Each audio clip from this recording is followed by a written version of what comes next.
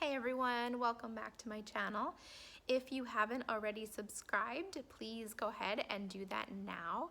And remember that if you like the video, don't forget to give it a thumbs up at the end. And if you have any comments or questions and you want to leave them down below, feel free to do so. So in today's video, I am going to be talking about being a caregiver and remembering our family and friends who may need a little pick-me-up right now. Also, I wanted to say that I have not forgotten about doing my giveaway for having 100 subscribers, and I want to thank all of you so much for supporting my channel and supporting me and getting me to 100 subscribers. I am just getting a couple more things together to get the giveaway all set up, and then I'm gonna be making that video within a few days, and I'll have it up for about a week, and then I'll pick a winner and one of you will get the giveaway. So for anybody who doesn't know, this is a mom channel, and I also do some family vlogs. And with it being a mom channel and a family channel, I was sadly reminded the other day, because of a relative who had a pretty bad fall, that we really need to remember all of our family and all of our friends out there who may need a little extra pick-me-up right now, especially during this whole coronavirus situation. So if you know anybody who has any kind of mental health disorder or disability or autoimmune disease or just anything like that, be mindful that they probably are having to be much more cautious than people that are healthy and are able to get out a little more at this point. Okay, there's a lot of people out there who are still having to be really careful about, their health and not getting the coronavirus. And I think that even for people who were healthy and had to be homebound for a while, it really gets in your head. And I know that there have been people who have had more anxiety or more depression lately just because of not being able to get out and kind of socialize. So if there is anybody in your life who has anything going on like that, just don't forget about them. You can reach out to them, give them a phone call, send them a text message. If you have kids, let your kids make pictures for them, because anything that they receive is going to be extra special and could help to lift their spirits up a little bit. Now, you're probably wondering, why am I talking about this? Well, I'm talking about this because one of my family members has an autoimmune disease called Myasthenia Gravis. And I was sadly reminded the other day that June happens to be Myasthenia Gravis Awareness Month. But I think that it's a good time to not just have awareness of that particular disease, but just all of these things combined.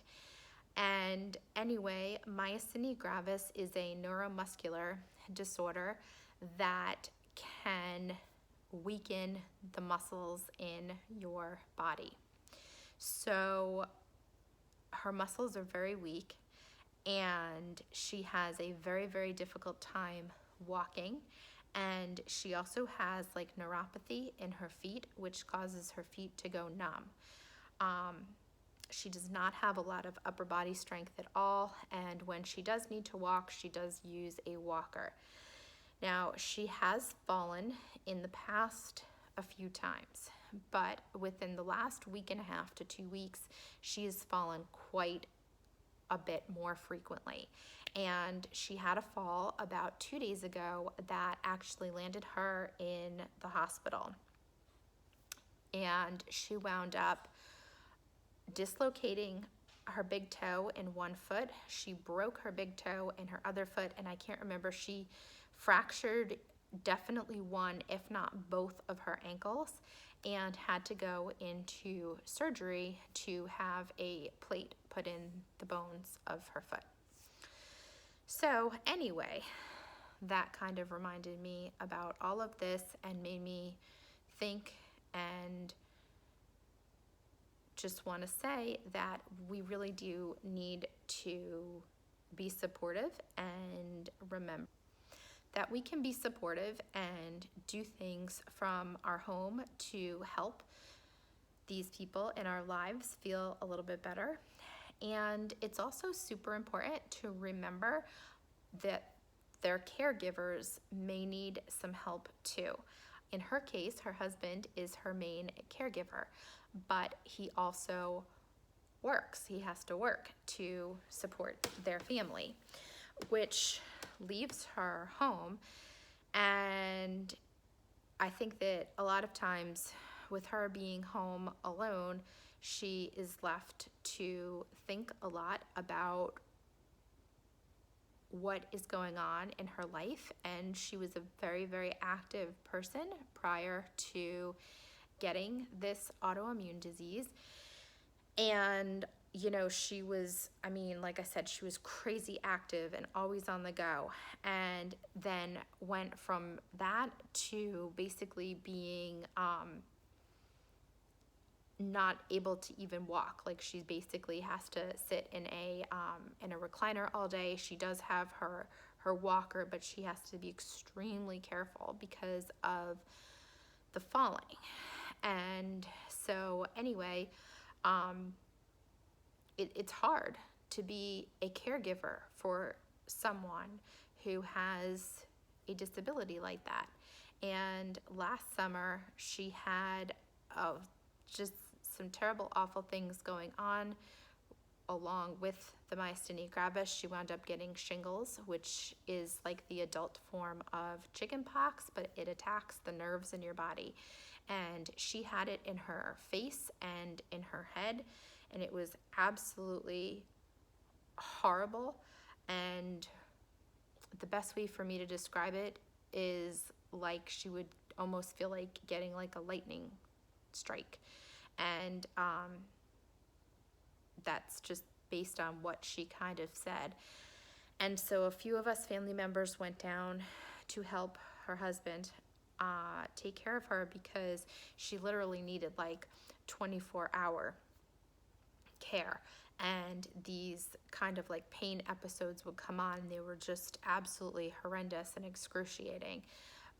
But my point in saying all of this is that don't forget about the caregivers as well, because they sometimes need a break. Sometimes they need to just step away from the situation for a moment to make sure that their mental health is in check as well, because it is not easy to take care of somebody like that. And I just think that caregivers deserve a lot more recognition than maybe they get, especially when it is a family member who is providing that care.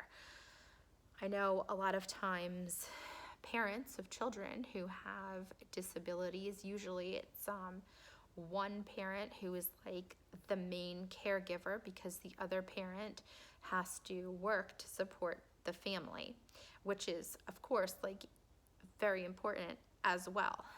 But it's important to give the main caregiver time to take a breather, time for themselves, just to make sure that they are fully in the moment and capable of doing what they need to do, because it can be a very hard job.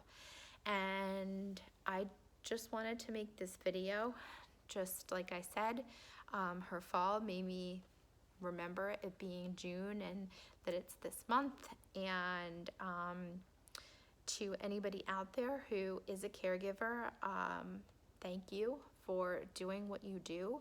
You know, you are appreciated by the people who you are helping. You are appreciated by the rest of your family who maybe can't be there to help in the moment. You know, just stay strong. You are doing a good job. I think it's important to remember that, you know, you can only do the best that you can do. And also to other people out there, you know, reach out to those people too. You know, maybe you could stop by, give them a break, you know, just tap out for a second. You know, you take a break and I'll step in and help for a little while. And, you know, it's just good for, I think, everybody's mental health overall.